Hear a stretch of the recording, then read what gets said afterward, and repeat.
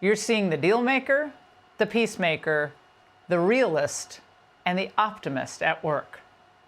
Who else could pull this off? Answer, no one. And that's the angle. Senator Josh Hawley of Missouri is here to react to these significant developments over the last few days. Senator, this is one of my favorite moments from Trump today, commenting on the changes in Saudi Arabia from his last trip there. Watch. It's crucial for the wider world to note this great transformation has not come from Western interventionists or flying people in beautiful planes giving you lectures on how to live and how to govern your own affairs. In the end, the so-called nation builders wrecked far more nations than they built, and the interventionists were intervening in complex societies that they did not even understand themselves. Senator Hawley, that goes right to the heart of nation building, which is an exercise that America engaged in to the detriment of our people, our troops, our treasure. And Donald Trump, he did not mince words there. No, he did not. He was talking to not just a lot of Democrats there, Laura. You and I both know he was talking to a lot of Republicans, a lot of establishment types, a lot of neocons.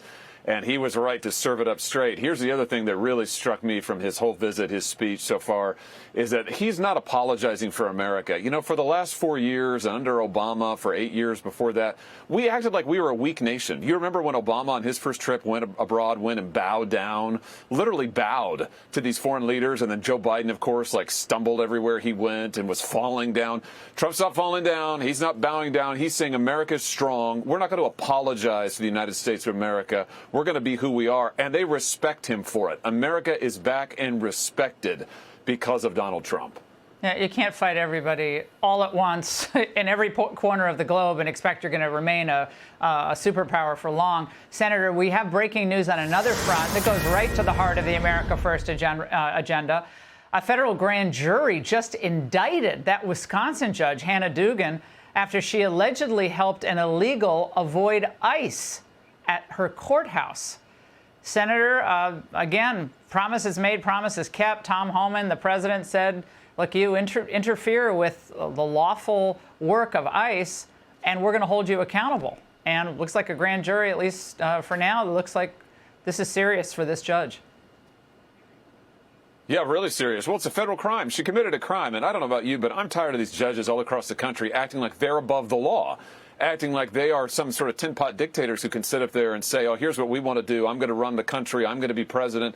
They're supposed to be following the law, Laura. They're supposed to be adjudicating the law, and they're supposed to be following it as private citizens. And this judge was doing neither. So I'm glad she got indicted. I hope they prosecute this thing all the way through. It is outrageous for a sitting judge to be trying to obstruct justice in the United States of America. That's what this individual was doing. This is a clear message to these judges. Start doing your jobs and quit obstructing the fair implementation of justice in this country. Yeah, just so everyone remembers what happened, she was actually allegedly escorting illegals out her own courtroom back door to try to, avoid ICE taking custody of them.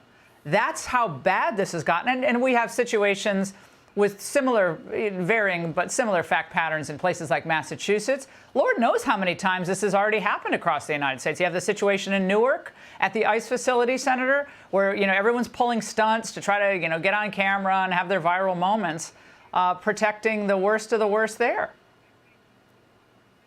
Yeah, you've got sitting judges like this one, state court judge, members of Congress, who are openly flouting the law. And they're out there giving us moral lectures while they're defending terrorists, defending gang members, and flouting the laws of the United States. And this judge is a particularly egregious case. Laura, I'm glad she has been indicted.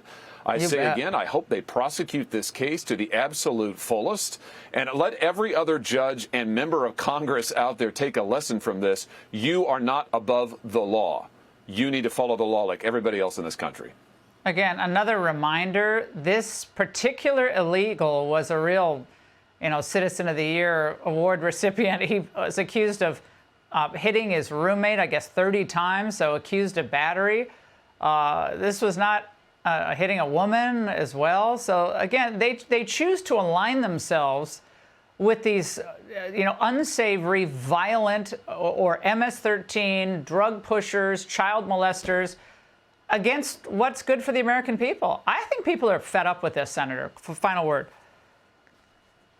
They're totally fed up with it, and it shows you the left has completely lost their minds, Laura. Their Trump derangement syndrome is so extreme that they now are completely disregarding the law. They are groveling in front of terrorists, gang members, and losers like these people, and they have totally lost it. This will recall them to their senses. How about this? If you don't follow the law, you're going to jail.